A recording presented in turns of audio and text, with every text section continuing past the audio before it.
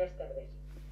Bueno, quiero daros la bienvenida a todos, a los amigos de siempre o de otras veces y a los nuevos que se incorporan hoy, a una nueva sesión de las que acostumbramos a hacer sobre un tema que nos interesa especialmente dentro del ciclo de educación. Ya sabéis que estamos celebrando un ciclo de educación a lo largo de todo este año y que generalmente lo hacemos quincenal, pero ahora nos ha surgido una actividad que nos ha parecido también muy interesante y que atendemos de vez en cuando, que es la presentación de los libros de los amigos que van apareciendo con publicaciones a lo largo de este año.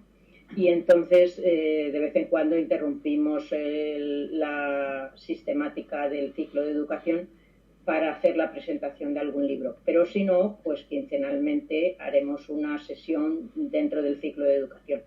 En la que nos toca esta tarde le ha correspondido a nuestra querida amiga Yolanda Guío, que como yo creo que todos nosotros sabemos y la conocemos sobradamente, pero bueno, en cualquier caso, por si hay alguien en la sala que no conoce todo su amplio currículum, yo me limitaré a decir que es antropóloga de formación y además es educadora de profesión, como ella se define, es profesora de educación, y que esta tarde nos va a hablar dentro del ciclo, como os decía, de educación, sobre un tema que es especialmente importante.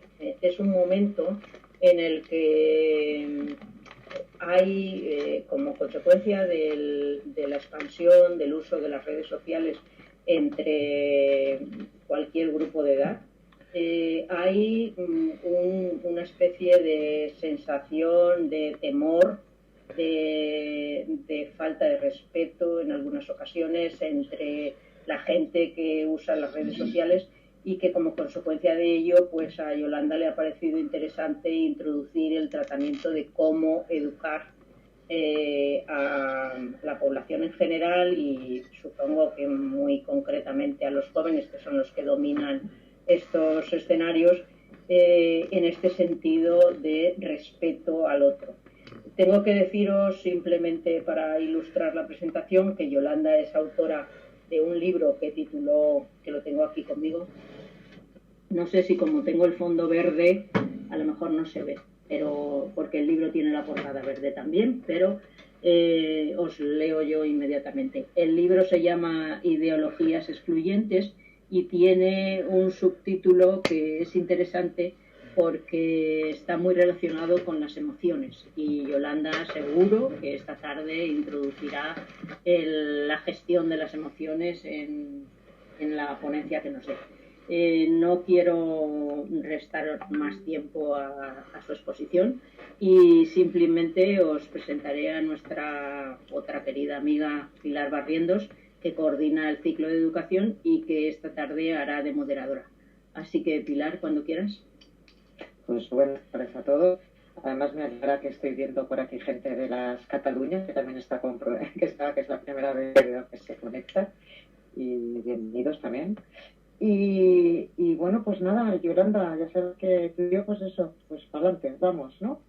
Y así es que, bueno, que sepáis todos que sí que os agradecemos que tengáis los micrófonos apagados, el que sabéis que la sesión se está grabando porque luego la colgamos tanto en YouTube como en nuestros propios canales para poder hacer toda la difusión, y que aquí pues dispuestos a aprender, que sepáis que una vez acabado la charla de Yolanda, pues que se abrirá un turno de preguntas, de comentarios, de pues lo que podría ser pues aprender entre todos, que de fondo es lo que necesitamos.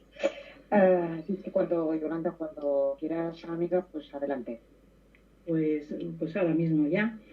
Bueno, lo primero, buenas tardes, muchas gracias a todos, además feliz de ver nuevos amigos por aquí, y especialmente muchas gracias a la AEN, la asociación en la que estamos, y a Pilar Barrientos por ser coordinadora de un ciclo de educación que me parece muy interesante y muy necesario y que va a seguir adelante, con lo cual, pues que lo sepan todos los que están hoy aquí. Agradecida porque ha considerado que puedo aportar mi granito de arena en un tema que lleva tiempo ocupándome y preocupándome, que he querido titular Cómo educar para prevenir el maltrato y el odio al otro. ¿Qué trayectoria tengo yo en el tema? Pues tengo dos vertientes y voy a trabajar sobre todo la segunda. Pero bueno, yo comencé formándome en el moral como profesora, que yo ya no estoy en activo, pero bueno, me ha interesado siempre mucho. Luego seguí leyendo temas de acoso moral. A lo largo del tiempo, lo último no ha sido hace mucho, he seguido trabajando el tema de la personalidad narcisista y todo esto me ha ido llevando a considerar una serie de características, de circunstancias que hacen posible que maltratemos a los demás. Pero mi máxima preocupación, como bien ha dicho Aurora, es la prevención de las ideologías que justifican la exclusión y el maltrato al otro, lo que yo llamo en mi libro ideologías excluyentes. Y de esto es de lo que más voy a hablar, porque en momentos de crisis grave, y actualmente estamos en una de ellas, es cuando más este tipo de ideologías se exacerban y más polarizan a la sociedad. En todo caso, antes de empezar, quiero hacer un inciso previo antes de empezar a hablar de esas ideologías excluyentes y la educación emocional, como ya se anticipaba Aurora, que es necesaria para prevenir este tipo de problemas. Quiero empezar por hablar, un inciso previo, hablar de las características o los rasgos que yo considero más frecuentes en las personas maltratadoras, en las que suele prender el odio con facilidad y son de las que más lo contagian, para luego comprender todo lo que viene detrás. Bueno, yo he hecho aquí una serie de ítems, que son los que voy a seguir. También siento que esté así como todo muy establecido, pero es que si no yo me voy por los cerros de Úbeda, así es que lo tengo todo como muy estructurado. Bueno, por un lado está la inseguridad oculta. Normalmente estas personas son inseguras, pero ellos se sienten superiores, disimulan su inseguridad o no la dan importancia, desconectan de las emociones que les hacen sentir vulnerables o de las que les hacen sentir empatía por los demás, y para ellos los demás en principio son potencialmente peligrosos. Suelen ser narcisistas, es decir, se creen especiales y consideran que no están bien reconocidos y que ellos están llamados a una cosa superior. Y por tanto, en todo ese proceso de narcisismo terminan deshumanizando al otro. Lo único que les importa es ellos y su misión. Bueno, sienten ira con frecuencia, sobre todo si consideran que no han sido muy respetados.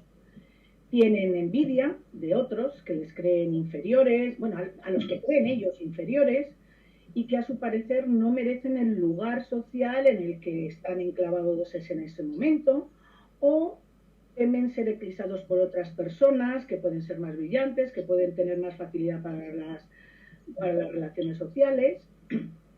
Sienten que el mundo está jerarquizado, se construyen en torno a las relaciones de poder que establecen con los otros.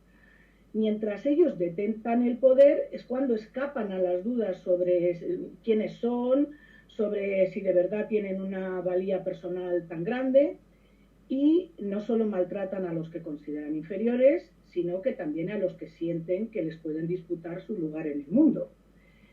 Son personas que suelen vivir la realidad propia y social de forma muy paranoica.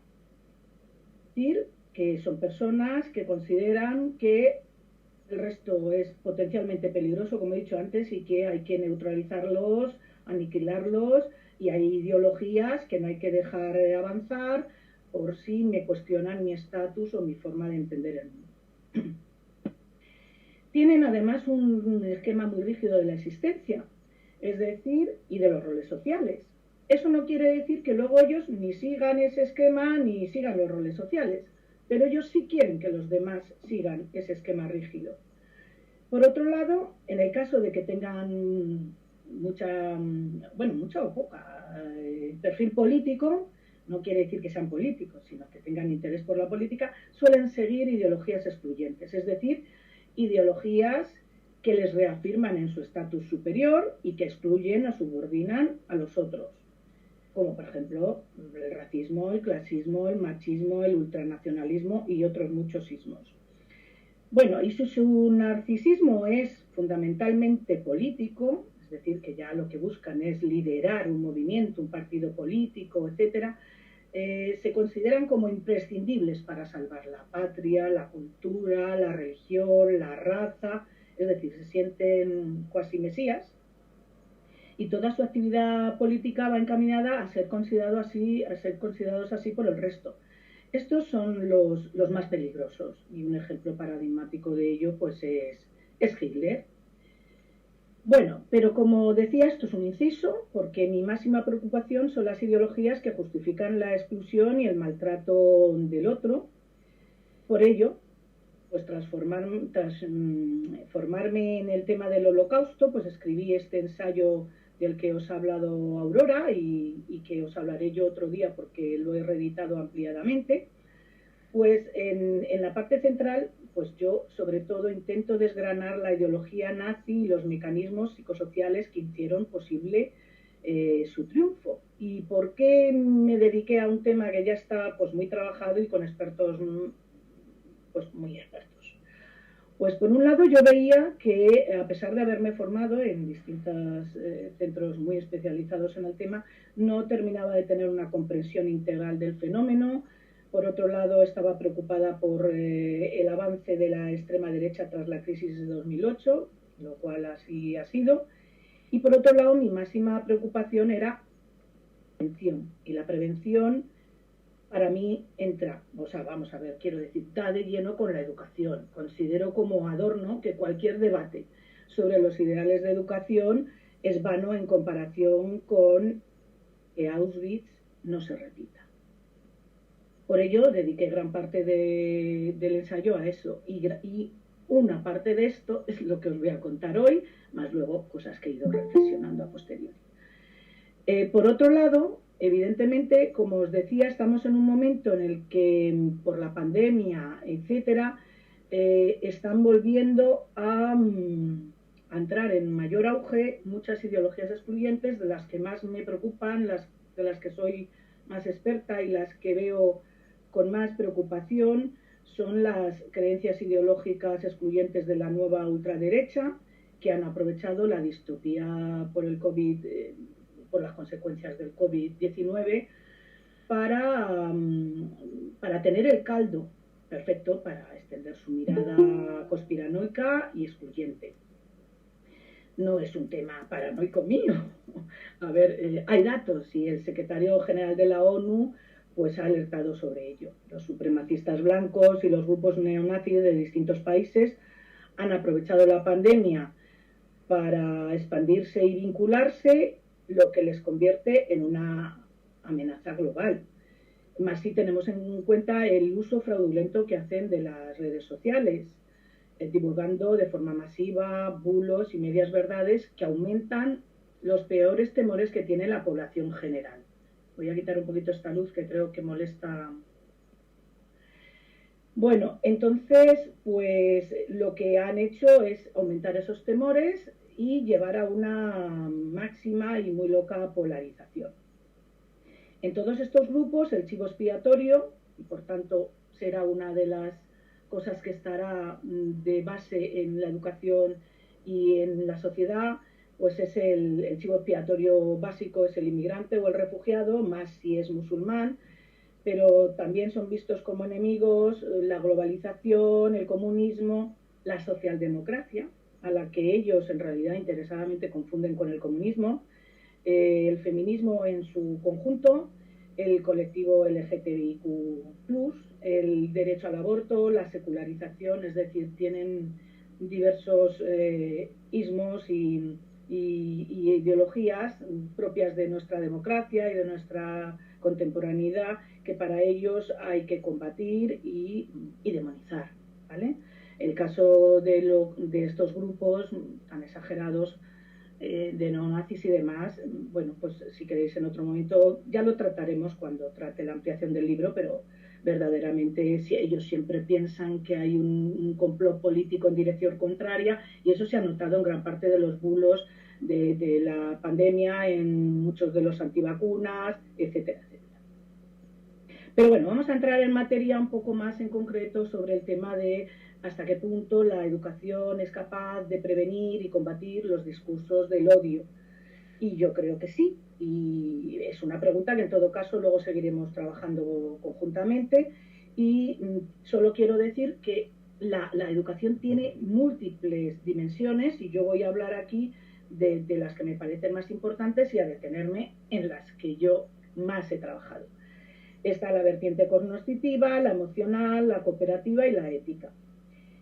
La educación es algo en lo que nos tenemos que sentir partícipes todos. No hace falta ni que seamos profesores, ni padres, ni nada por el estilo. Todos estamos llamados a ser mejores, a ser más sabios. Por otro lado, todos somos maestros con nuestro ejemplo. Y además, como dice José Antonio Marina, para educar a un niño hace falta una tribu. Así que yo creo que aquí contamos todos. En lo que respecta a la dimensión cognitiva de la educación, voy a hablar de unos cuantos ítems que no voy a poder desarrollar. Esta dimensión cognitiva de la educación ya es lo que se llama la educación formal en los centros escolares, pero bueno, en cualquier centro donde se llama asociación, etcétera. Ha de dotar de conocimientos psicoantropológicos básicos. Este concepto me lo he inventado yo, lo de psicoantropológicos, pero bueno, son de psicología social, pero se han trabajado más desde la antropología, para analizar algunos aspectos de nuestra mente, de nuestra forma de ser como humanos, como es el miedo a lo diferente, el maniqueísmo en el pensamiento dicotómico. ¿Esto qué quiere decir? Pues que pensamos sobre el mundo y sobre los demás de una forma por oposiciones, es decir, este es civilizado, el otro es salvaje, este es moral, es inmoral, estos son puros, los otros son impuros, estos son los auténticos, los demás son los impostores. Todos estos adjetivos y muchos más, sucio, etcétera, se les adjudica a esos otros que no queremos. Por ejemplo, a los judíos siempre se les adjudicaba por parte de los nazis muchas tropelías, además de ser mentirosos y taimados, pues que eran impostores, que en realidad simulaban lo que eran. Bueno, también hay que trabajar en la importancia no reconocida de las emociones en la elección de las ideologías. El sesgo de confirmación también es importante, es decir, hay algo que está claro y cada vez está más claro, y es que aunque nos den muchos datos, aunque nos den muchas explicaciones, terminamos desestimando los datos que nos dan si no coinciden con nuestras creencias previas. Así que esto hay que trabajarlo. También hay que trabajar la configuración de la identidad personal y social, y el temor a traicionarla. Mucha gente que no quiere cambiar de forma de pensar, que eso supone repensarse si han estado en el lugar adecuado, etcétera. Eso incluso se ve en el documental de los nazis que hizo Ries, pues incluso hay gente que termina justificando que al fin y al cabo lo que hicieron estuvo bien, porque la sangre de los judíos es peligrosa. Entonces, es que si no, tienen que reconocer que han hecho atrocidades pues porque no han pensado o porque han sido, no sé, bueno, vamos a dejarlo ahí. Bueno, también hay que trabajar las relaciones entre poder e identidad grupal, y aquí especialmente entra el tema del acoso en todas sus versiones, y del victimismo. Normalmente los acosadores siempre son muy victimistas. Bueno, otro aspecto que hay que trabajar a nivel cognitivo es el repaso de los derechos humanos y su inserción en la democracia. No puede existir la democracia. Entonces, hay mucha gente que ya considera que eso es lo políticamente correcto pero qué tontería. Bueno, pues es la base de nuestro sistema democrático y de nuestra cultura europea, por cierto. Bueno, también hay que profundizar en los totalitarismos del siglo XX. Siempre hay que trabajar cualquier aspecto histórico importante, pero yo creo que no se trabaja suficientemente los totalitarismos que nos afectan más, como es el franquismo. También hay que analizar las características de las ideologías excluyentes que perduran en nuestras sociedades demócratas. De esto hablaré el día que hablemos de la reedición del libro. del machismo, el racismo, la xenofobia, el clasismo, el ultranacionalismo, el fanatismo religioso, el ultraconservadurismo moral, el ultraneoliberalismo, que quieras que no, pues no deja de ser una ideología en la cual los que van a tener éxitos porque son vagos o tontos, bueno, esto hay que profundizar más, pero no es el momento. El anticapitalismo violento, es residual, pero ahí está. Por otro lado, hay que dar también importancia a la memoria histórica y a los testimonios de las víctimas. Esto también lo trabajé y es muy importante. Por último, he citado, podríamos seguir, pero bueno, que es muy importante para alimentar el sentido crítico, aparte de todo lo dicho, el conocimiento y debate de las grandes reflexiones filosóficas. Hay que trabajar con grandes filósofos, hay que dar más espacio a la filosofía y a la ética. Bueno, en nada de esto me puedo detener, solamente quiero decir algunas cosillas de lo que tienen en común las ideologías excluyentes. Bueno, la razón fundamental, creo yo, de estas ideologías es que es una suerte de nación de las frustraciones en una sociedad dada, especialmente los líderes de estas ideologías y sus más directos seguidores. Y es que, como demuestran muchos estudios, los humanos se comportan como si fueran individuos en lo que respecta a la identidad, la autoestima, la proyección del bienestar, la angustia interior, etc. Todo esto sirve para construir la identidad común. Entonces, como toda identidad se construye por comparación y diferenciación con los otros, pues hay personas que sabemos que esto lo hacen de forma patológica o les han enseñado a hacerlo así desde pequeños, no vamos a culpabilizar a nadie. Bueno, pues igual pasa con los grupos humanos de grande mismo. Lo que hacen es dar este sentido muy diferente de la identidad. Además, si algo tienen en común todas las ideologías, es la vivencia de los como un peligro a la de mi cultura, incluso de la propia supervivencia del grupo en el que, o pueblo en el que estoy. En todas las ideologías de las que hemos hablado se teme a los otros. En todas se difunden cualidades negativas de los mismos. Podemos comprobar que mucho de lo que se dice es pura exageración o tergiversación, es decir, podemos ver cómo estos otros en realidad son chivos expiatorios en los que se descarga el malestar de la sociedad y del cual se les hace culpables. Estas ideologías son frecuentes en grupos narcisistas que sienten su orgullo herido, que se sienten amenazados, que por su trayectoria histórica se consideran los mejores, pero ven que no ocupan el lugar que merecen. Y ven en los otros la causa de estas relaciones, la causa de lo mal que les van las cosas. Estos otros son vividos como un obstáculo principal para ser quienes creen que son. Desde esta visión paranoica de la realidad, se convierten en victimistas agresivos, pues se consideran víctimas de unos ataques que en realidad no reciben. Y al menos con la gravedad que ellos pregonan. Y lo que hacen es, con sus actos hacen realidad el lema de que la mejor defensa es un ataque. Por ello, lanzan ataques para excluir, para someter a los otros que les molestan.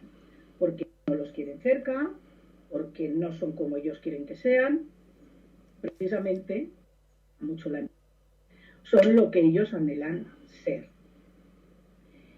En fin, yo os voy a leer ahora un texto que me ha mandado un amigo a raíz de haberle mandado yo esta convocatoria, que me ha llegado a través de un audio de Mario Mendoza, que ha hecho un libro que yo no he podido leer, pues me enteré ayer de su existencia, que se llama La cultura del odio, y en la cual él narra de forma muy simpática la intervención memorable que tuvo un asistente a un encuentro que hubo de escritores en una librería colombiana. Lo cuenta así.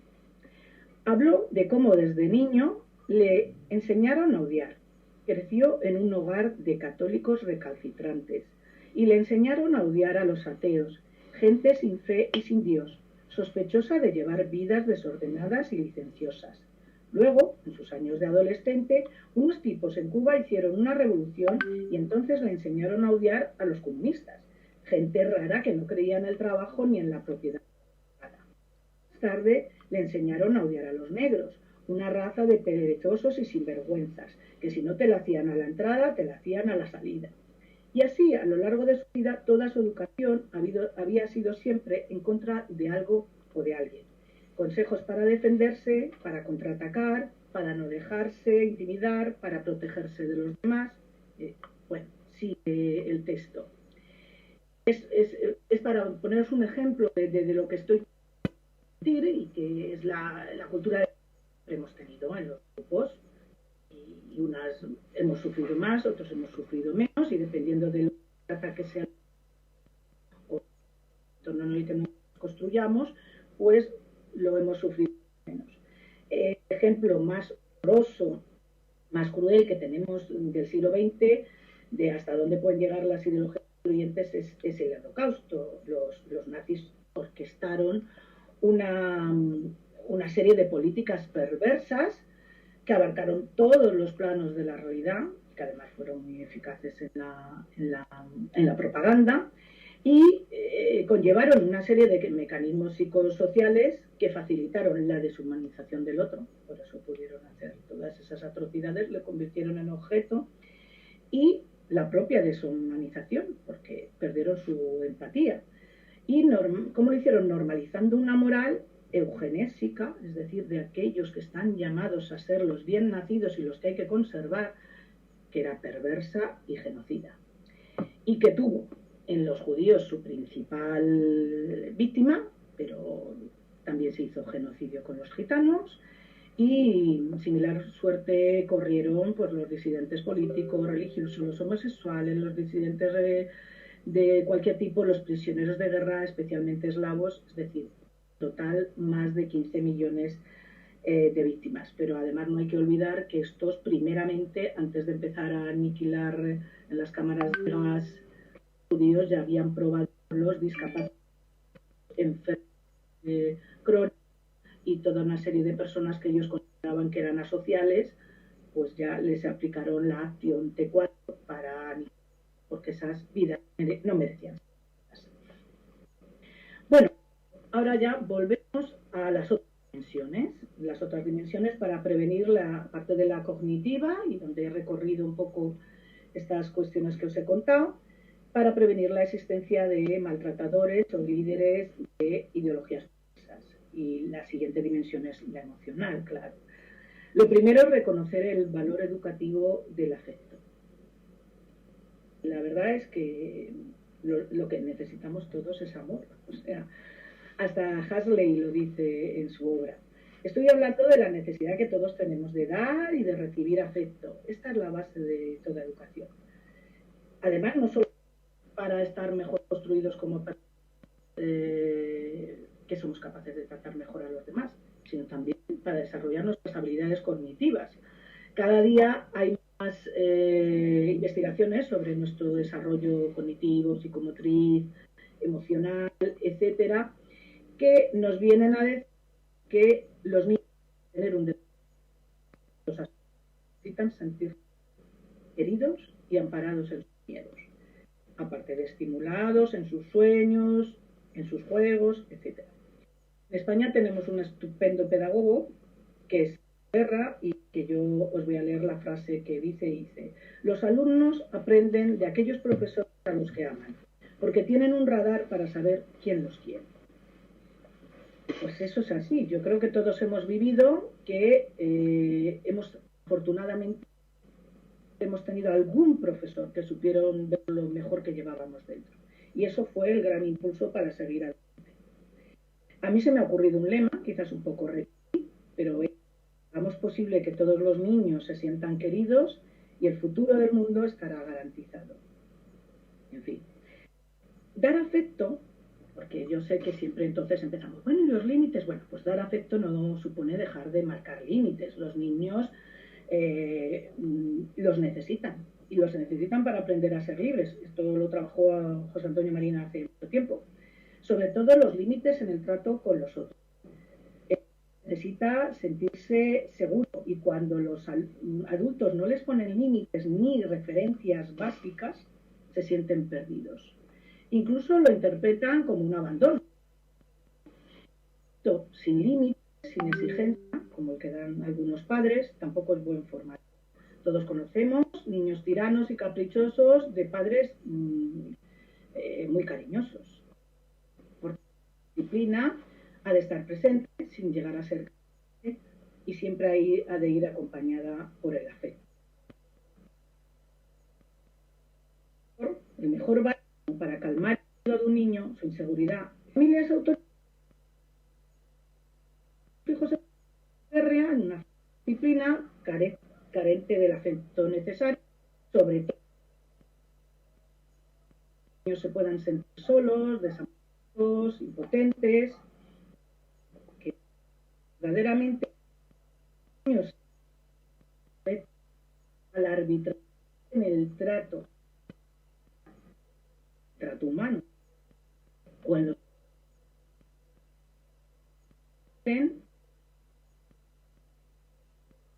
y otros en ciudadanos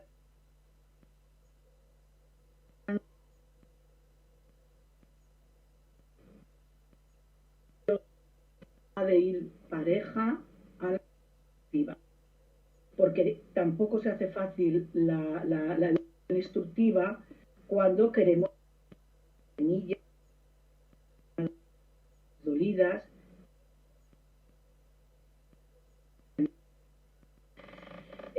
Tenemos que reconocer la necesidad que tenemos todos y la necesidad que hay fundamental de encauzar nuestras emociones, desde las más nobles hasta las más ruines. En los escolares no se habla suficiente, ni en la infancia, en lo siguiente, de las emociones, de reconocerlas, de saber que todos tenemos nuestro punto canalla, de saber que todos tenemos nuestros puntos ruines y que lo que hay que saber es hacer un poquito de introspección. Pero para ello hay que reconocerlas, aceptar que las y cultivar en cualquier ámbito y más en el centro escolar la educación emocional. Lo dicho también nos lleva a lo que yo llamo la formación de la conciencia moral o ética. En corazones desconfiados, fríos, caprichosos, difícilmente se puede generar una conciencia que no se mienta a sí misma, que no se haga trampas al solitario, una conciencia que se sienta responsable de las consecuencias de los propios actos y de los que deviene cuando colaboramos con los actos de otros que no son precisamente los mejores. Todo apunta, entonces, a que una educación sin cariño no puede generar un sano juicio moral y la falta de afecto pervierte el sentido crítico.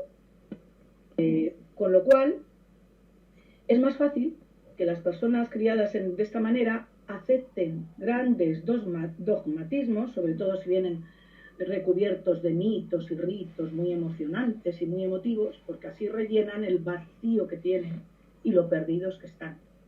Entonces, sienten algo y entonces pues se adhieren locamente. Bueno, pareja a la educación emocional, ha de ir entonces esta educación en valores éticos y ciudadanos, y mucho mejor si esta educación se hace viva en la interacción entre los alumnos y sobre todo entre los alumnos y el profesorado. No dejemos de pensar que el profesorado es, con su ejemplo, está educando, nos guste o no. Lo digo por todo el profesorado que siempre es muy reacio a considerar que ellos educan, sobre todo los de secundaria. Entonces, ahora, ¿cómo podemos comprender lo que pasó en el régimen nazi, donde estupendos doctores en medicina y en psiquiatría pudieron instalarse con comodidad? Supongo que no tan cómodamente fue, pero bueno, para justificar que hay vidas que merecen no ser vividas. Evidentemente no han debido tener muy buena educación emocional o ética, o han dejado de formarse en ella, o están tan abducidos por su nueva religión que aceptaron unos ideales que a todas luces a cualquiera se nos hacen patológicos, por mucho que las autoridades los pregonen, por mucho que se tengan unos fines últimos que parece que lo justifiquen, pero son fines perversos. Entonces, bueno, el ser humano parece tener, como estamos viendo en todo esto, como cierta necesidad de trascendencia, de trascender la existencia simple.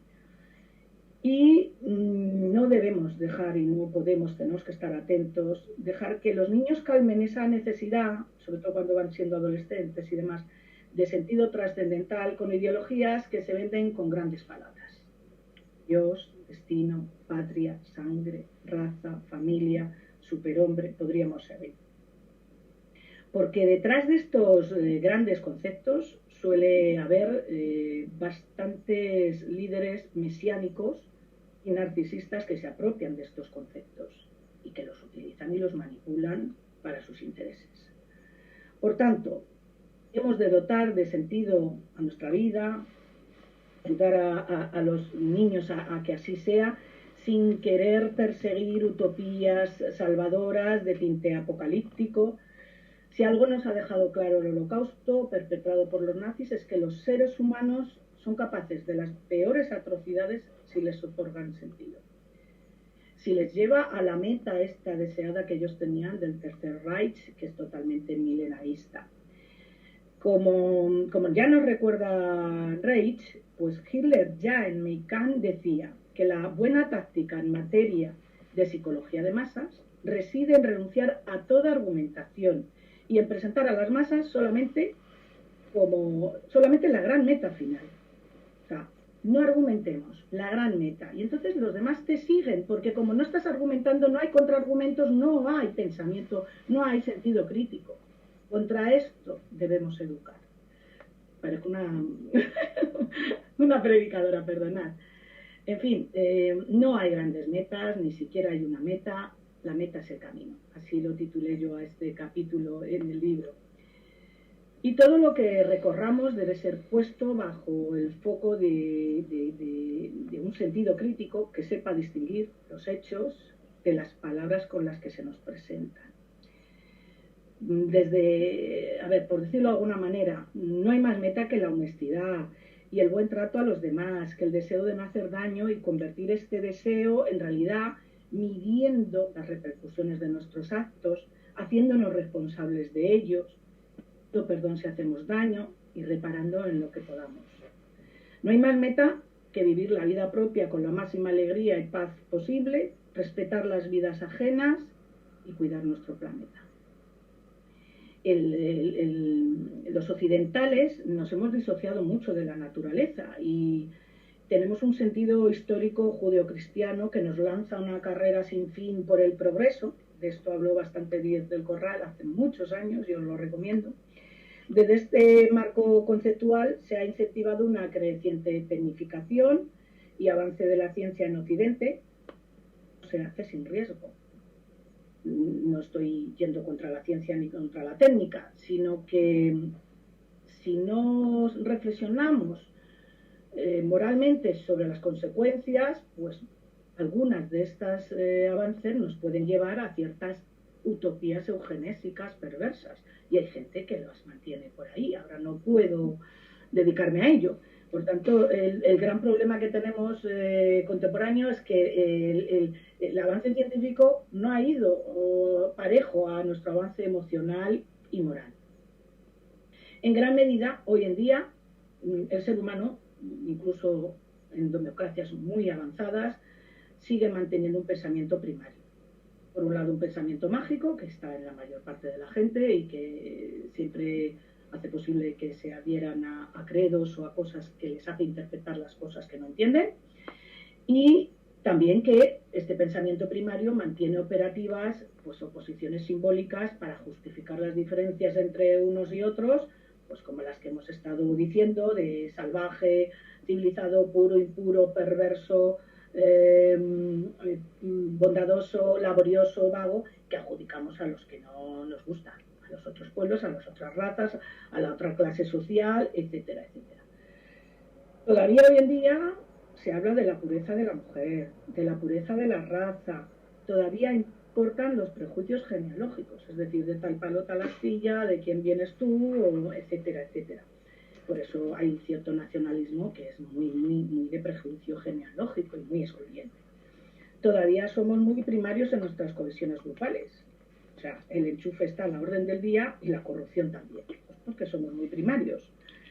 Entonces, pues tal como están las cosas, queda claro que hay muchos conceptos tramposos que utilizamos para relacionarnos entre nosotros y no nos queda otra que desaprender, como diría Punset, mi gran querido Punset, porque gran parte de ello son prejuicios y corazas. Parte del camino discurre por la valoración de una auténtica ciencia y de incentivar la curiosidad de los niños, estimular la percepción que tienen, de volver a una ciencia que nos reúne con la naturaleza. Yo en esto soy muy rousseauiana. El primer libro que ha de tener un niño es la propia naturaleza y se le debe dejar experimentar, observar las relaciones de causa-efecto, etc. Y también soy muy de Spinoza, que viene a decir que nosotros no nos distinguimos tanto de la naturaleza, por tanto debemos sentirla y sentir parte de ese todo. En fin, cuando la educación formal está muy sujeta a la letra, está encorsetada en libros, pues encorseta nuestra mente. El excesivo control del aprendizaje, que a mucha gente le calma, esos currículum tan cerrados y que hay que dar todo, la presencia constante del sacrosanto libro, pues desde edades tan tempranas, no facilita que se hagan individuos con sentido crítico. No estoy cuestionando el todo. Ojo, los libros son necesarios, son cómodos, hay que controlar qué cosas son imprescindibles de dar, pero hay que estar un poco atentos a que nos dejamos la educación emocional, nos dejamos investigar sobre las ideologías excluyentes, sobre cómo nos conformamos como sociedad, desde un punto de vista psicoantropológico, etcétera, etcétera. Pero bueno. Y no podemos así generar personas con sentido crítico, con sentido de la autonomía, en una palabra, libres. La libertad se aprende cuando el control ha sido rígido o empobrecedor. Y ya sabemos que el miedo a la libertad nos puede hacer acogernos a ideologías excluyentes que nos dejan todo como muy clarito. Con esta rigidez, cuando la tenemos demasiado, lo que hacemos es violencia con los niños. Sobre todo con los más distintos, los que menos se acogen a estos patrones. Y esto es otra forma de exclusión. En fin, para abrirnos a la diversidad y respetar a los diferentes, explorar otras identidades, aprender con otros, hemos de ser flexibles de mente y de corazón. Y estar dispuestos a desestabilizarnos en ciertos momentos. Eso que da tanto miedo. Ay, entonces lo que yo creía ya no es. Bueno, la realidad, desde mi punto de vista, no es firme ni es maniquea. Es decir, no están los buenos y los malos y todo es clarísimo, no. Por tanto, hemos de propiciar la inteligencia creativa con capacidad para incorporar conocimientos y modificar esquemas previos, adaptarse a los cambios de mentalidad, a los cambios de vida. La pandemia nos ha dado un buen palo para reconocer que cuando menos nos lo esperamos, esto se mueve y se mueve muy peligrosamente. Los que tienen esta inteligencia creativa muchas veces producen desconcierto en los demás, en la mayoría que tienen una vida cuadriculada o que la necesita. Los que forman parte de esta mayoría, estoy hablando también de adultos en nuestra vida cotidiana, por supuesto, a veces sienten que les estorban estas personas y por eso muchas veces a estas personas que son más creativas, más flexibles, se les excluye o incluso se les acosa. En demasiadas ocasiones se les neutraliza, cuando son los que más nos pueden aportar para encontrar la salida al laberinto en el que estemos, en este caso uno muy gordo. Porque precisamente esta es el tipo de personas que su identidad no depende de no traicionarse. Que ha seguido haciendo atrocidades porque si no ya no tiene sentido por qué fueron lo que fueron. Sino todo lo contrario, su identidad depende de traicionarse si comprueban que el camino que llevaban estaba equivocado. Las personas con inteligencia emocional y creativa aceptan la incertidumbre, conviven con las dudas, gozan con los interrogantes.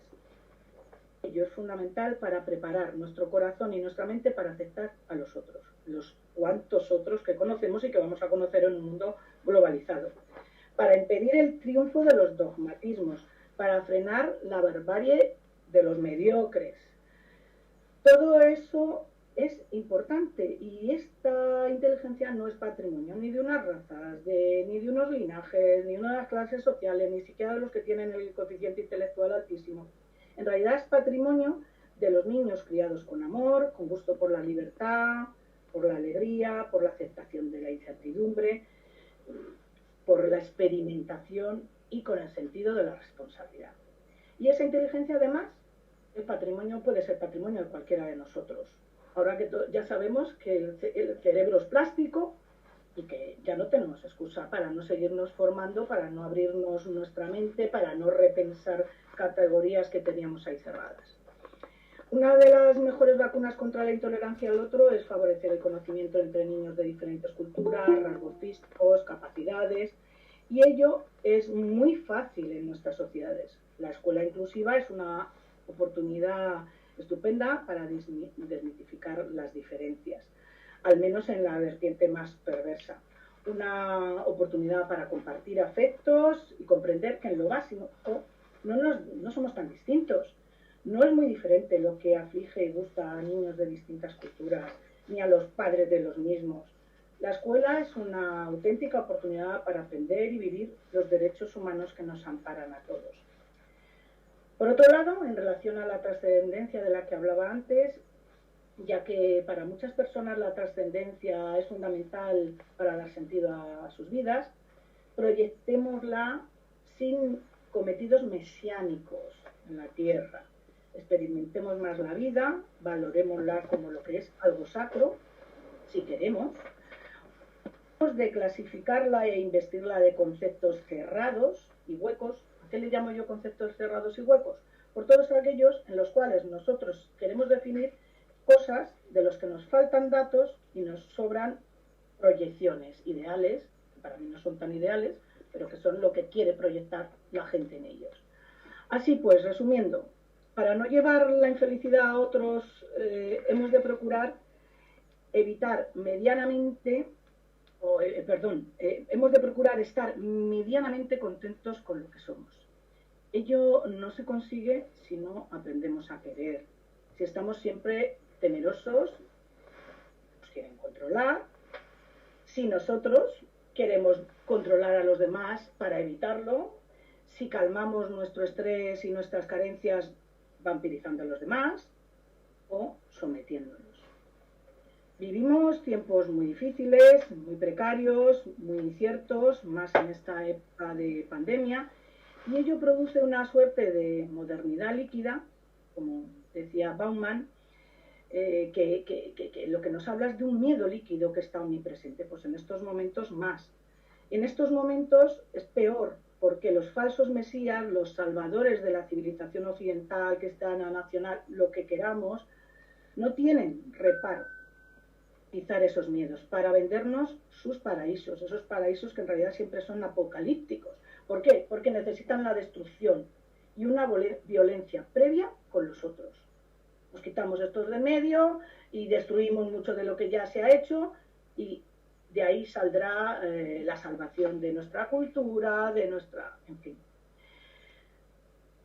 Bueno, el ser humano en realidad nos damos cuenta que como diría Bauman, si queremos llegar a algo, nos debemos acercar a la comunidad de toda la humanidad, porque si no terminaremos matándonos los unos a los otros.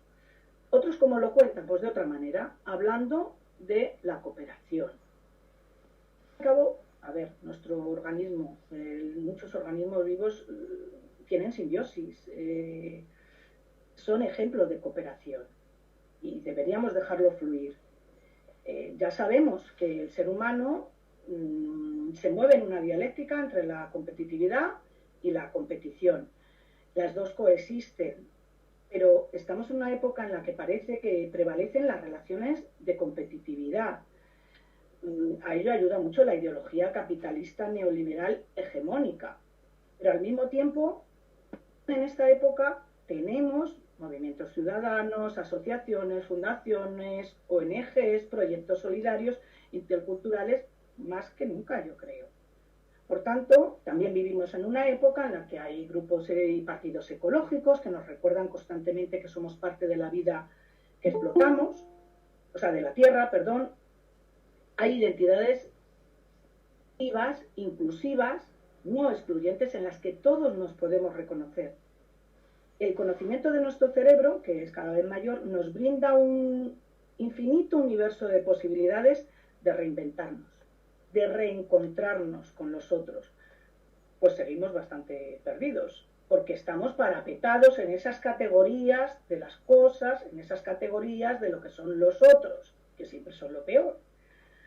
Optar por un modelo de relación humana más cooperativo es un desafío que nos reta a todos, especialmente a padres y a docentes, pero nos reta a todos.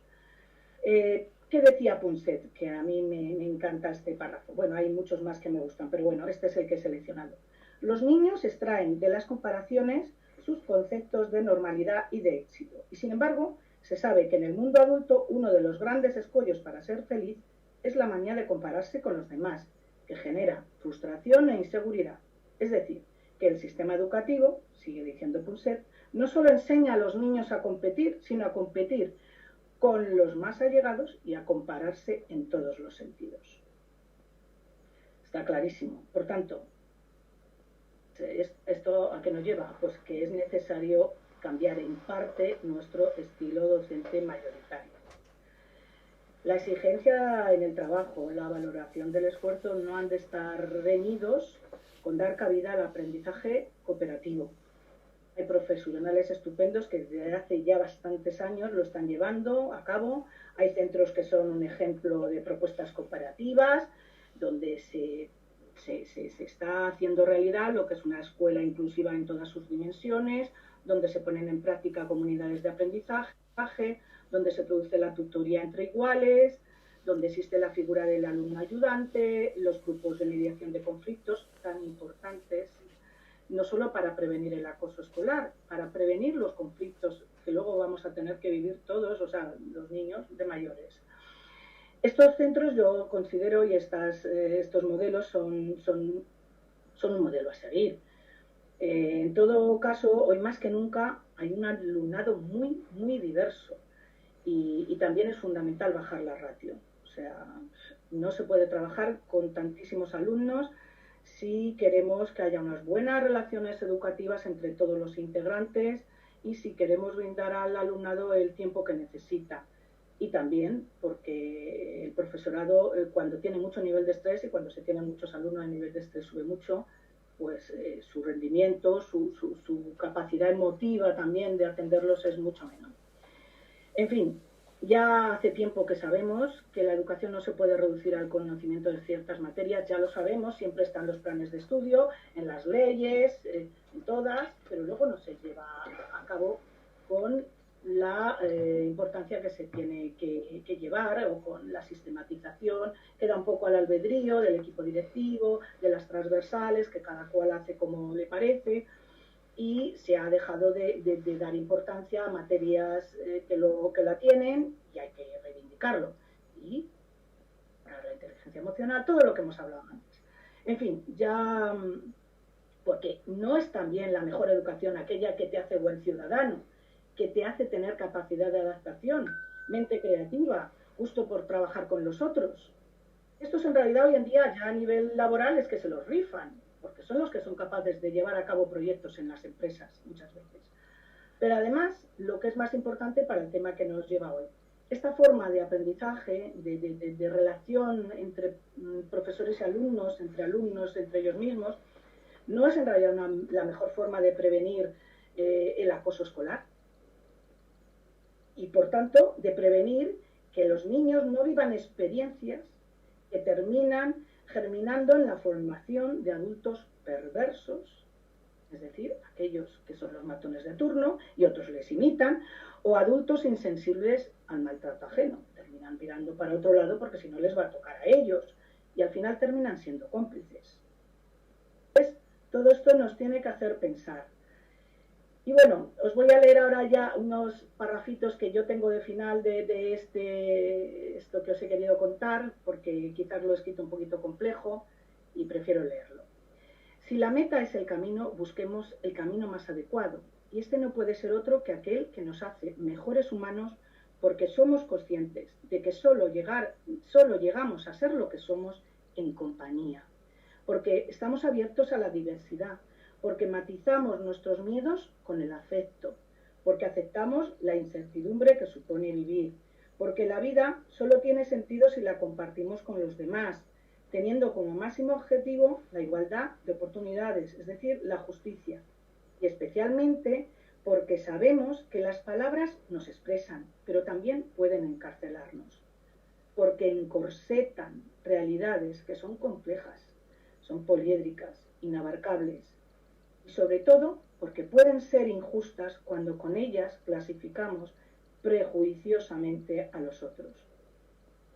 La identidad no es algo estanco, no tiene límites fijos, ni esencias eternas, ni está escrita en nuestra sangre. Cuando no nos dominan las ideologías excluyentes, descubrimos que la identidad es un proceso por el que, a través del conocimiento de los otros, hacemos posible el verdadero reconocimiento y enriquecimiento de lo que nos es propio y de lo que queremos que sea propio. A veces lo olvidamos, pero los seres humanos nos recreamos una y otra vez para ser quienes somos. Y como colofón quiero leer dos citas, una de Amin Maalouf, que está en el prólogo de Identidades Asesinas, y la otra de Hannah Arendt. Amin Maalouf dice lo siguiente: lo que hace que sea yo y no otro, en ese estar entre las lindes de dos países, de dos o tres idiomas, de varias tradiciones culturales, eso, justamente, lo que define mi identidad. Por otro lado, Hannah Arendt dice: bajo circunstancias de libertad, todo individuo debería poder decidir lo que quiere ser, musulmán o judío o lo que sea, de tal forma que todos pudiesen elegir libremente dónde quieren desarrollar su responsabilidad política y en qué tradición cultural se encuentran más cómodos. Bueno, Hannah Arendt ya sabéis que además es una experta en antisemitismo y en totalitarismos, y especialmente en totalitarismo nazi. O sea que para mí estas palabras de Hannah Arendt pues me parecen un buen colofón. Y nada, encantada de haberos contado cómo veo yo las cosas y abierta a que charlemos sobre ello, a recibir vuestras propuestas, vuestras críticas y comentarios. Yo creo, Yolanda, muchas gracias, pero tu ponencia yo creo que la podemos haber hecho en 5 ponencias. De todos los temas, no, ahora te explico por qué. De todos los temas abordado diferentes, inteligencia emocional, vamos, o sea, yo la comparto expresamente, entre otras, aquí tienes una persona que es técnica de educación emocional, imagínate, si es importante que fue lo que de las primeras cosas que tras acabar la carrera quise saber, ¿vale? Y lo creo profundamente, ¿vale? Además, soy de las que cree que el fin de la escuela no deja de ser el fin de la escuela, a fin de cuentas, del sistema, es la socialización, porque si solamente fuesen los conocimientos, pues por componer un tutor, o sea, un tutor me refiero a la figura de aquel que enseña algo que no se sabe en cada casa, que es lo que había antes, ya se acaba. Entonces, claro, siempre pongo el ejemplo que habréis oído decir de una compañera que le llamó la tutora y dijo: es que su hijo no guarda el turno de palabra. Y la compañera le contestó: ya, pero es que claro, cuando mi hijo me habla, como no le diga que se calle porque tengo que hablar con el microondas, no tengo nadie más para decirle que se calle. Claro. Entonces, esto que puede ser anecdótico, pero no deja de ser así, donde se tiene que aprender a respetar el turno de palabras en un sitio donde haya más de 2 personas. Bueno, puede haber una y otra, ¿no? Pero en principio donde haya más. Inteligencia emocional muy bien, bueno, todo esto lo comparto, todo el tema de las nuevas pedagogías, pues también, evidentemente, para qué vamos a decir lo contrario, ¿no? Y todo esto lo comparto. Sí que me gustaría aclarar varias cosas, y es que yo creo personalmente que el totalitarismo no solamente se da, es una percepción personal y como moderadora, no debería decir, pero es igual, a tomar viento yo lo digo. Creo que todo el tema de los totalitarismos no solamente está viniendo desde la extrema derecha, creo, entendiendo otras cosas quizá porque yo tampoco sé muy bien lo que es la extrema derecha. Llega un momento que no sé si hay extrema derecha, al menos en eso. Entendiendo yo para mí, todos los extremos son aquellos que no respetan los principios básicos de la abstracción, como son, ¿no? Pues libertad, igualdad y fraternidad, ¿no? O no quieren respetar los sistemas democráticos establecidos o el Estado de Derecho establecido. Claro, si yo pienso en eso, a mí me salen como extrema derecha quizás unos partidos diferentes de los que igual la mayoría de la gente puede pensar como extrema derecha, los aquellos que quieren privilegios por razón de territorio, por ejemplo, ¿no? Entonces creo que ese tema lo tendríamos que, o sea, pues digo que esto nos da para otro y gordo, ¿no? El tema de los... Sí, eso es para otro porque yo de hecho es de lo que va mi ampliación del ensayo que no he tenido. Claro. El tema de los judíos, pues el tema de los judíos, por ejemplo, pues yo recomiendo, supongo que lo habrás leído, recomiendo pues el libro del lenguaje del Tercer Reich. Bueno, yo lo empecé a leer, iba sustituyendo las palabras que colocaba ese autor, yo lo iba sustituyendo por palabras más actuales y no pasé del 5.º capítulo. O sea, porque me empezaron a dar unas palpitaciones que lo tuve que dejar. Si hay gente que nos escucha y he visto que hay gente que, por lo que escriben, es muy interesante todos los estudios que se llevaron a cabo tras el nazismo, todos los estudios que se llevaron a cabo, sobre todo en Estados Unidos, en las universidades, dentro del mundo de la psicología social, sobre qué había pasado con el nazismo, cómo se había podido conseguir que tanta gente pues sucumbiera a esta ideología tan totalitaria, ¿no? Entonces yo creo que es interesante también, o sea, pero ya teníamos esto otro rato. Y después decir que los judíos no solamente fueron echados por los nazis, es que los judíos fueron echados los primeros de todo por los rusos cuando acabó la Revolución Soviética. No sé si lo sabes, los echaron y tuvieron que marchar, es decir, que lo digo porque los judíos ya tuvieron que marchar. De hecho, cuando se marcharon a Israel, lo primero que hicieron fue y compraron las tierras, se compraron a los turcos, además del Imperio Otomano, pues empezaron a construir aquel tipo de granjas, que eran todo granjas colectivizadas, porque venían de ese sistema comunista que habían ayudado a hacerse y que luego les habían dado puerta. Dicho estas aclaraciones de que esto nos daría para 25 cafés, 4 tal y 24 sesiones más, pues te voy a leer, no sé si tú puedes, pero yo te las leo. Mira, hay varias preguntas. Mira, José Luis Auger nos ha hecho una que además ha dicho que se tenía que marchar y que luego la leía. Como queda grabada, pues luego la verá en la conferencia. Dice una pregunta: ¿es una impresión mía o es real que en ciertos ámbitos, como las cúpulas de las organizaciones como empresas, partidos políticos, hay muchos narcisistas e incluso psicópatas? Este tipo de personas llegan más lejos en las pirámides de mando porque quizás tienen menos empatía y tratan de lograr a toda costa sus objetivos sin importarles las víctimas que dejan por el camino. Lo siento, pero tengo que mandar una reunión, os oiré más tarde. Si pues quieres contesto ya, porque encima no termino de encontrar yo el lápiz que me pinta, que allí me deja todo abajo. Bueno, la pregunta básica era que en las grandes empresas, me decías, solamente en él cree, José Luis cree que las cúpulas de las organizaciones o empresas o incluso partidos políticos hay muchos narcisistas e incluso psicópatas. Sí, yo también. A ver, falta de empatía. Yo también lo creo, vamos a ver. Claro, esto hay estudios donde se habla de esto, pero claro, no hay estudios estadísticos, este es el problema. Entonces, sí, sinceramente, a ver, la personalidad narcisista tiene entre una de sus características es la necesidad de controlar, liderar, etcétera. Y además son muy buenos anulando a las personas que les puedan hacer competencia. Entonces, bueno, pues yo creo que en ciertas cúpulas los que llegan más lejos pueden ser más o menos narcisistas, no tienen por qué ser narcisistas superpatológicos, es decir, el narcisista que es un psicópata. El psicópata es el que no tiene empatía ninguna, que siempre creemos que el psicópata es un asesino, pues no. Estamos rodeados de psicópatas. Y los psicópatas son personas que no tienen empatía. Sobre el origen de esto, pues hay distintas versiones. Yo considero que es muy difícil demostrar, porque claro, hay teorías de que en realidad ya nacen así, pero es que esto es muy difícil demostrar. Lo que sí es cierto es que si se generan en ambientes familiares con este tipo de personas maltratadoras, etcétera, o por lo menos en un sitio donde el demostrar afectos te hace ser vulnerable y estás viviendo una arbitrariedad constante en los cariños y en los afectos, llega un momento que no te crees nada y que lo que tienes que hacer es saber hacer tu papel social para recibir las menores leches posibles.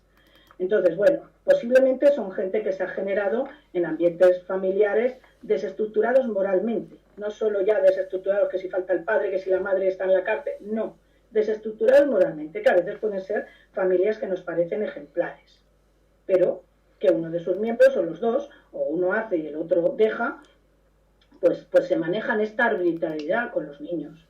Entonces esos niños terminan siendo adultos que o terminan siendo muy fácilmente sometidos o terminan siendo maltratadores. Bueno, pues en las cúpulas de las empresas, de los partidos, siempre hay personas, o puede haberlas, eso no quiere decir que tengamos que dudar de todo el que ha llegado lejos, que esté utilizando, me ha sido Pilar, que esté utilizando, pues por decirlo de alguna manera, las artes de un narcisista. Es decir, pues el simular una serie de cualidades emocionales y sociales que no tienen, pero saben disimularlas, y él siempre barrer para su propio ego. Es un problema de ego descomunal. Tenemos, sí, bueno, sí. El tema de los egos puede ser muy importante. Tenemos otra pregunta que dice, buenas noches, vamos a una pregunta de Coque. Mi pregunta es un caso concreto, la educación y el adoctrinamiento en una ideología determinada, para ser más específico. Me refiero a un movimiento separatista, por un marcado carácter adoctrinador a nivel de educación en la cual el sistema educativo participa. Por suerte, no en su mayoría, por ejemplo, en ella, está implicado en el adoctrinamiento y en el odio hacia todo aquel que no sea separatista. ¿Cómo se puede evitar eso? Estoy entendiendo que está hablando del contexto catalán, entiendo, ¿no? Vale. Exacto. Bueno, de hecho, ese no era un tema que íbamos a tratar, pero sí, porque también lo trato en la ampliación del ensayo, de la que hablaremos el próximo otro día. Bueno, pero bueno, en la medida en que en el sistema educativo es complejo, porque por un lado no se está hablando, él me está hablando de que hay una educación, es que me lo has leído muy rápido, Pilar, y no quiero ser injusta con lo que él plantea. Hay una educación contra el otro. Sí, la educación y el adoctrinamiento en una ideología determinada, para ser más concreto, al movimiento separatista. Que la educación tiene un marcado carácter adoctrinador, en el cual el sistema educativo participa. Y se está en el odio hacia todo aquel que no sea separatista. Es que te digo fatal. En el cual el sistema, ¿qué sistema participa? Perdona. El sistema educativo participa. Eso es lo que quería odio hacia todo lo que no sea separatista. Es que eso justo es lo que no sé, pero te oigo fatal. Bueno, evidentemente, por un lado está que cualquier ideología, como por ejemplo la ideología separatista catalana, en general, sí es una ideología excluyente. Yo la considero una ideología excluyente, puesto que sobre todo fomenta la diferencia entre los otros son peores, nosotros somos mejores, etcétera. No estoy hablando del derecho a la libre autodeterminación, del derecho a que quieran pedir un referéndum. O sea, yo ya en su momento escribí un artículo hace mucho analizando este tema y yo consideraba que es muy complicado, porque ya sabemos cómo, es que no quiero entretenerme en esto porque si no se nos va el tema de la educación, ya sabemos cómo es el engranaje de la Constitución para permitir que haya un referéndum. Es muy complicado, pero yo no soy una persona que considere que no se puede llevar ahí. O sea, que no me considero una persona que cuestione el derecho a que cualquier territorio, aunque sea uno de la nación en la que yo formo parte, quiera autodeterminarse.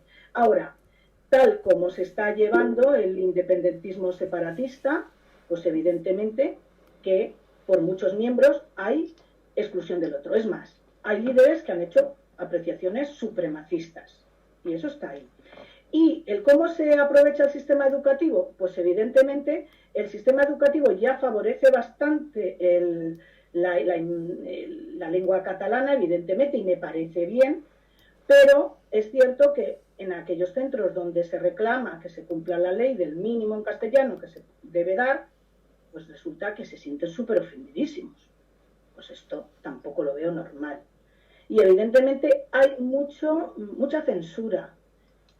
Hay temor de las familias, de unas y de otras, en fin, que es un tema muy complejo y evidentemente que el adoctrinamiento independentista más excluyente que lo hay es bastante supremacista y bastante excluyente. Eso no quiere decir que yo mantenga que toda la persona que quiera la independencia catalana sea supremacista, sea excluyente o tenga odio a los españoles. Muy bien, mira, Gemma, que aquí veo que tiene la mano levantada, tú misma, Gemma, que veo que has activado el micro, cuando quieras, por favor. Sí, bueno, yo me he unido tarde a la conferencia, pero bueno, conozco muy bien el pensamiento y la filosofía y su profesionalidad y como escritora y como educadora que fue de Yolanda.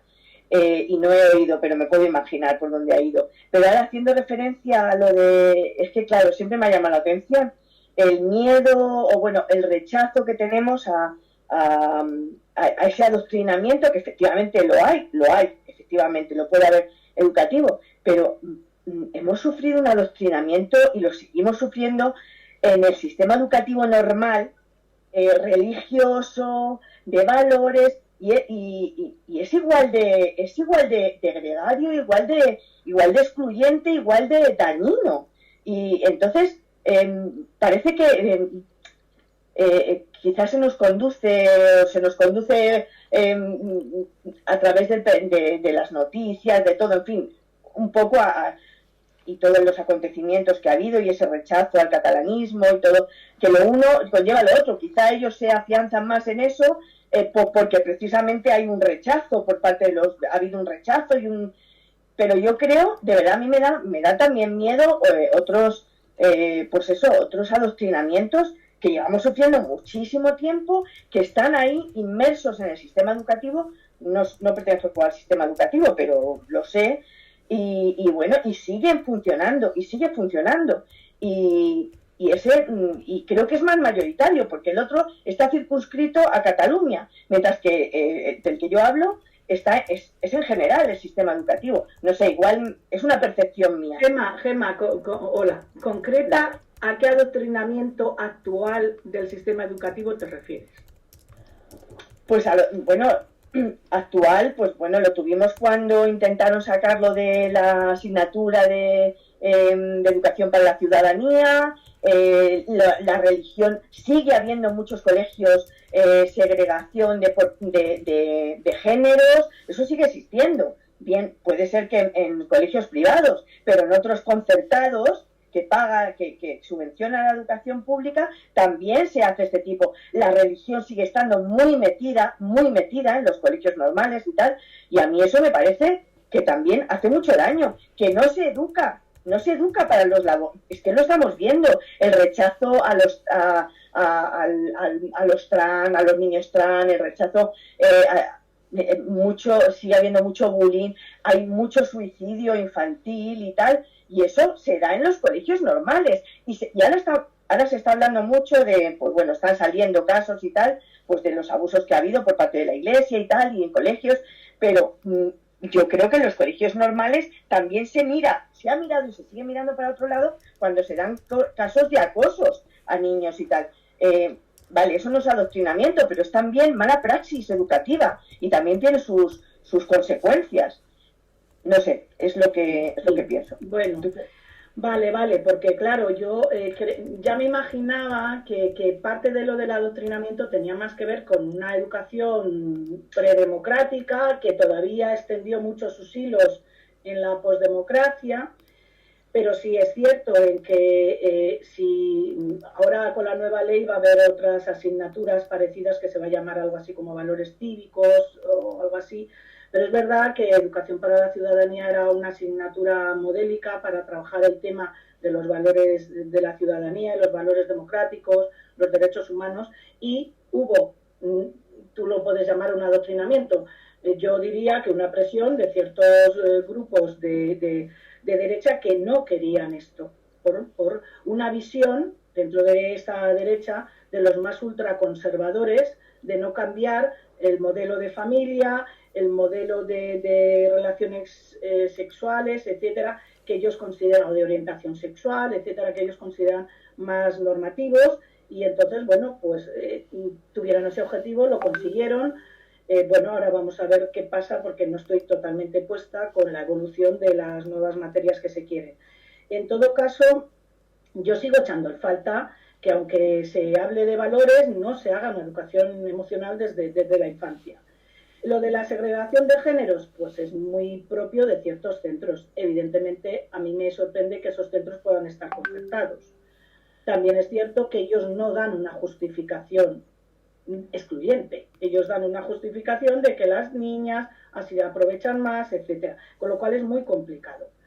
¿La religión está en los centros? Sí. Desde mi punto de vista, vamos, esto lo he mantenido yo siempre así. La religión no debería ser materia de los centros. Materia educativa evaluable o no evaluable. Porque al final lo que yo creo que es interesante es que las distintas religiones puedan formar o dar la materia que ellos quieran a sus feligreses. Ahora mismo no me voy a poner a reflexionar si en los centros o no, pero entonces hay que dejar a todas las religiones. Y lo cierto es que con la ley que tenemos, en la que se puede dar religión cristiana, católica, que es la que se da, pues también se puede dar religión musulmana, judía, etcétera, etcétera. Entonces, sinceramente, desde mi punto de vista, yo en esto sigo mucho a Sabater y soy de la opinión que la religión no debe estar en el currículum escolar. Entonces, bueno, sí que hay que trabajar el tema de la relación entre la religión y la sociedad, es fundamental. Pero hasta esa asignatura era una María y se fue cayendo. Con respecto al otro tema, ya no es adoctrinamiento, es ver cómo en los centros pues sigue habiendo mucho sufrimiento infantil. Es que ya he trabajado un poquito el tema del acoso, pero por encima, y evidentemente si en la sociedad general se excluye a los homosexuales, a los transexuales o tal, y a los gordos y a los tal, pues en los centros escolares igual o más. Y por tanto se produce mucho sufrimiento. Mira, aprovecho para decir lo de Aurora, que lo ha dicho al principio, que yo no lo iba a tratar, pero también hay mucho sufrimiento con el tema de la imagen. Hay muchos alumnos que aprovechan imágenes de otros alumnos o de otras alumnas para luego mofarse de ellos, para lanzarlas por las redes. Es decir, sí que hay que estar más atentos. Yo creo que los profesores, a ver, pues depende de cada centro, de cada profesor, pero también a veces se les va de las manos.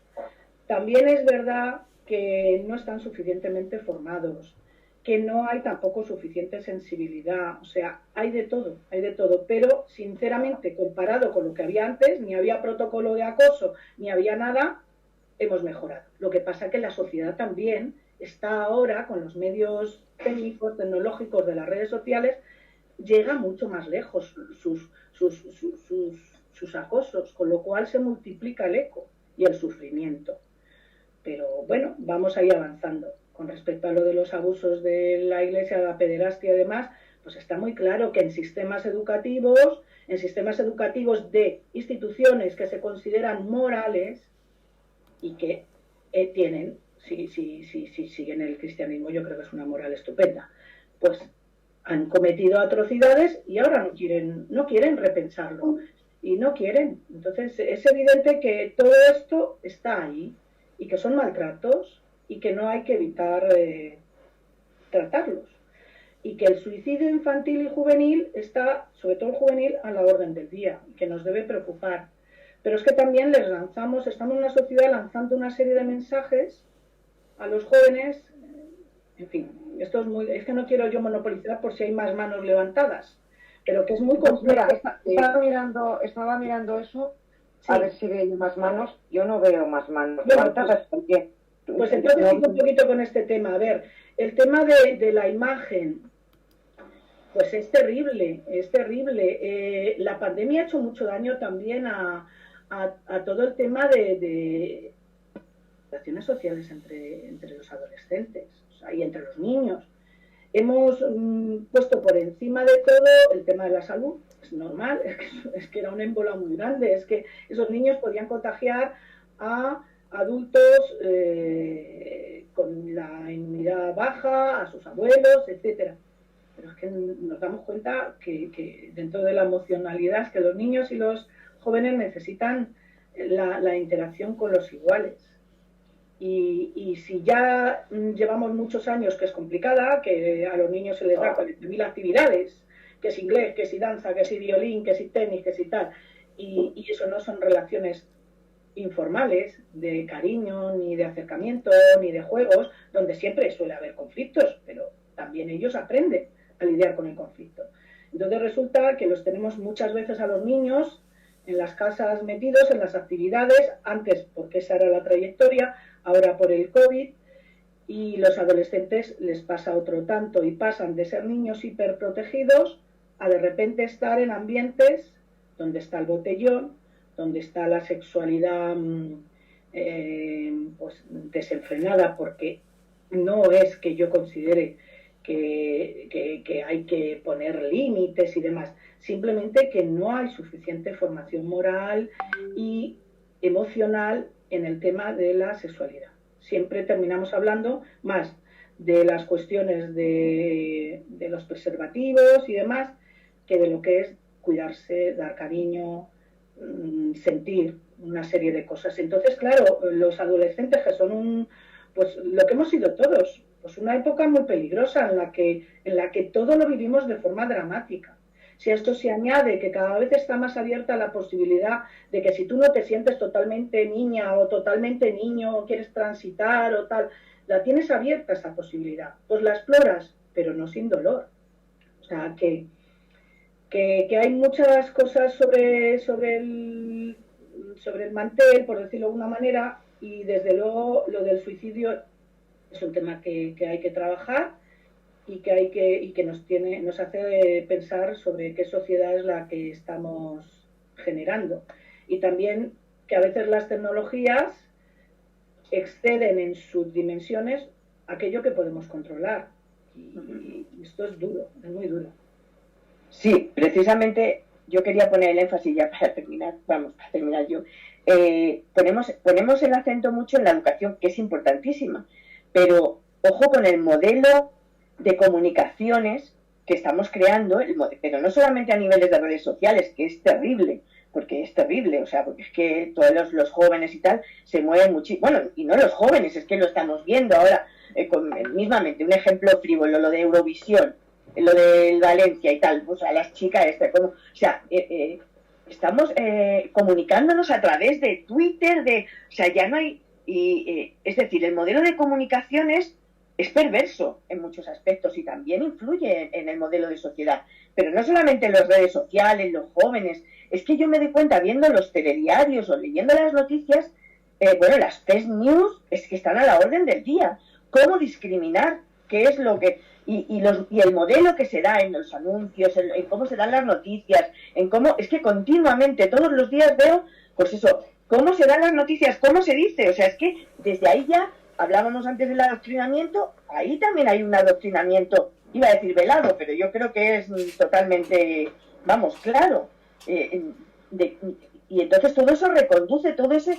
es importante la educación, pero el modelo de comunicación es terrible. O sea, realmente si tenemos que plantearnos una educación que ayude a los niños y a los jóvenes a defenderse de ese modelo tenemos que abordar las dos cosas, porque si no, no vamos a conseguirlo, ¿no? No solo con educación, sino también con el modelo social, el modelo de noticias, de comunicación.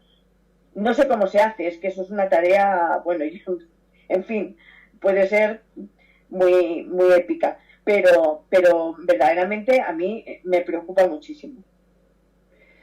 Hombre, es para preocupar. Sinceramente, el fenómeno de lo que se llaman haters, pues es alucinante y al final nos dejamos todos arrastrar.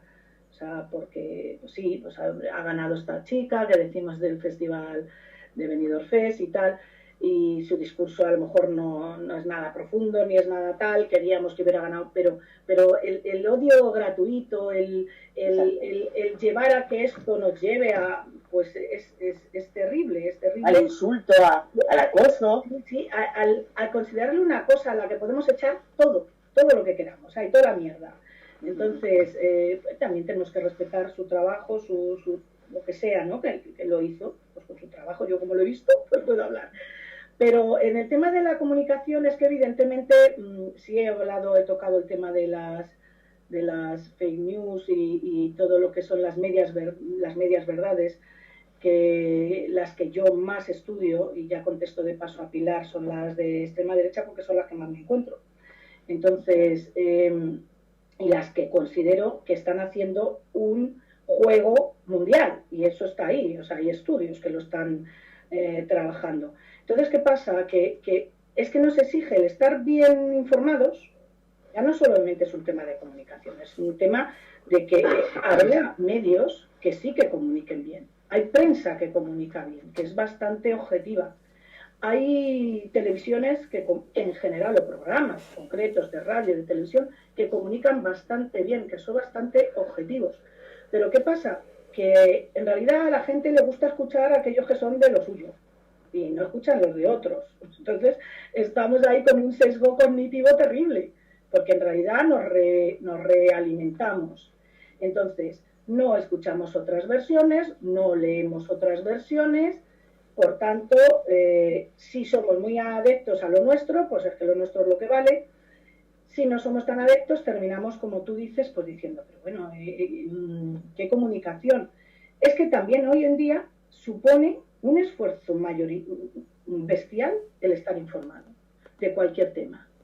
Supone leer mucho, escuchar mucho, cribar, ir a las fuentes primigenias si puedes, o por lo menos a la Wikipedia para saber lo que es una vacuna, lo que es una ARN, porque al final, o escuchar aquí a compañeros estupendos que esto lo tengo que decir, en esta asociación ha habido unos ponentes esplendorosos trabajando todo el tema de la epidemiología, de la virología, en fin, de la vacunología y de toda una serie de cosas que nos han venido muy bien. Y bueno, pero claro, esto hemos atendido unos cuantos. Entonces, hay que hacer un esfuerzo constante y la gente no tiene tiempo. Pero además la gente, por el sesgo de confirmación del que hablaba, tampoco quiere saber lo que le trastoca su forma de entender las cosas. Entonces, pues, este es el problema. Yo no sé, ahora si me permites, ya son las 8:10. Es cierto, ¿eh? Y yo creo que las nuevas tecnologías ha hecho eso que dices tú, lo del sesgo de confirmación. Es decir, se ha perdido el tema del debate, el debate sano, decirlo así, que bueno, tú puedes retardarlo con lo que digo yo no con lo que dices tú, pero podemos hablar, seguramente no siempre no pueden enriquecer de una cosa y de otra. Usted puede dar ejemplo, de cómo que esto ocurre. Y ya está. Y después no pasa nada y podemos seguir, porque las dos habremos aprendido, las 2, 3, 4, que todo el mundo habrá aprendido. ¿Qué ocurre? Eso está desapareciendo. Entonces tú ya estás en grupos en los que tú en ese grupo y entonces ya sales, mientras otro se marcha, vuelve otro. Hablo incluso de grupos de WhatsApp.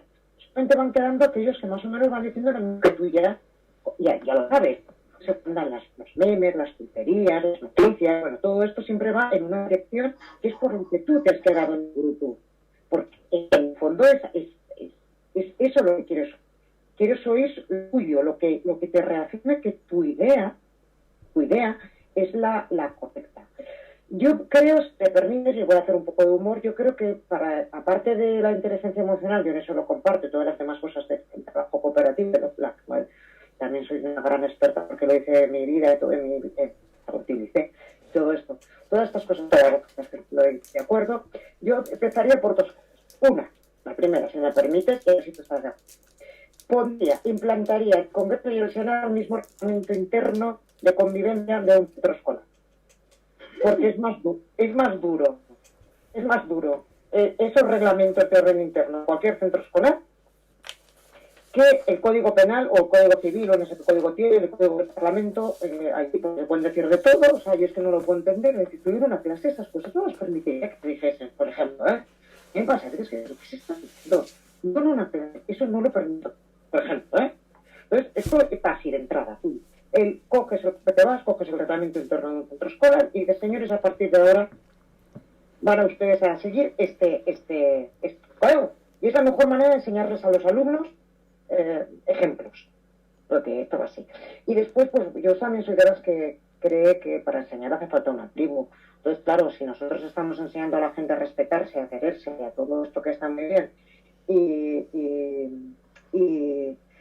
y resulta que luego lo que están viendo fuera de ahí, en la calle, en la sociedad, en esto, pues no tiene nada que ver con aquello que algunos intentamos hacer y que seguiremos, y porque queremos con convicción y con, ¿no? Porque nos sale, ¿no? Que se gana más con miel que con hiel y con nuestro cariño, es decir, con todas estas cosas, pero que la sociedad se tendrá que hacer algún planteamiento porque solo nosotros, algunos no podemos. Bueno, intentaremos llegar a nuestros grupos cercanos, que si cada uno llega a su grupito cercano, pues al final tenemos muchos grupos cercanos. Entonces, esto es lo que me gustaría. Y ya sabes, como siempre, pues podríamos estar aquí muchas horas. Bueno, te dejo que acabes. Si hay alguien que me parece que no hay nadie más que tenga preguntas, me veo ninguna mano más levantada. Pues Yolanda, di lo que se te ocurre, que si tú también crees que hay que aplicar el reglamento de régimen interno en el Congreso de los Diputados, si se te había ocurrido, pues si no, se los mandamos la propuesta, ¿no?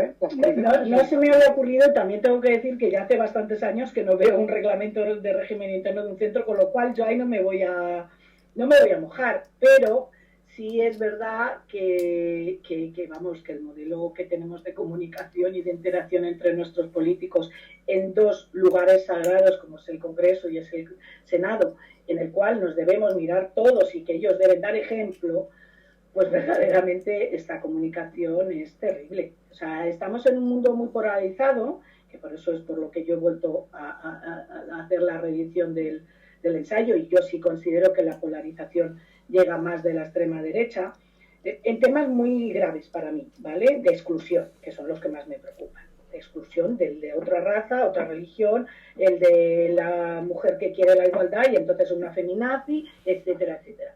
Bueno, pero a lo que voy es que ya no es solamente que en sus propuestas ideológicas tú puedas ver velado o no velado, porque luego cuando les oyes o les ves los tweets, como pasó con el último representante de Vox en las elecciones de Castilla y León. Claro, a ver, si tú lees esos tweets, es que llama maricones, pero de forma negativa, porque también ellos se pueden llamar de forma positiva, llama guarra a no sé quién, etcétera, etcétera.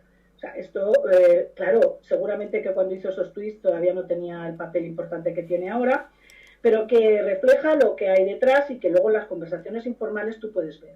Pero lo alucinante es que, además de que de forma velada o no tú puedas ver en los programas ideologías excluyentes, que es lo que a mí me preocupa, y que fomentan el odio al otro, cuando en realidad estamos intentando trabajar desde la escuela, desde la infancia, los padres, para que no haya tanto odio al otro, y entonces estos van y lo fomentan más.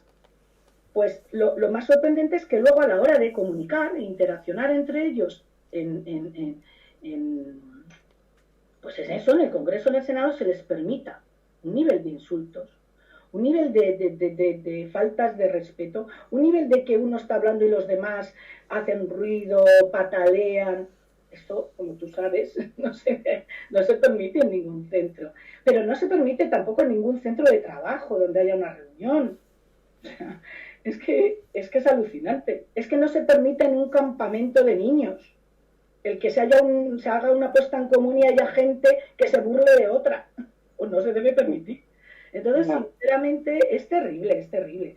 Y bueno, lo de enseñar a la tribu, por terminar, para la gente, mira a ver si hay algo porque veo mensajes, pero no sé si hay Sí, yo los estoy viendo, sí, tranquila, sí. Bueno, pues por terminar, sí.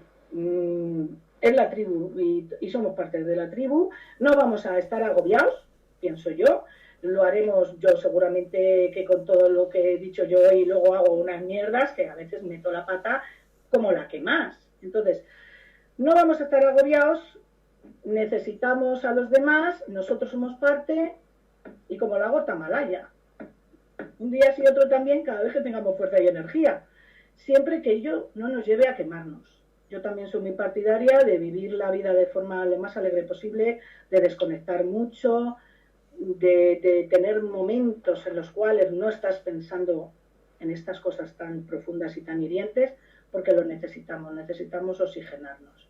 Si no, al final, lo que parece una buena idea puede ser al final una idea que a nosotros nos termine haciendo hipersensibles y estar a la que salta a cualquier comentario, cualquier chiste. A mí tampoco me gusta, ¿eh?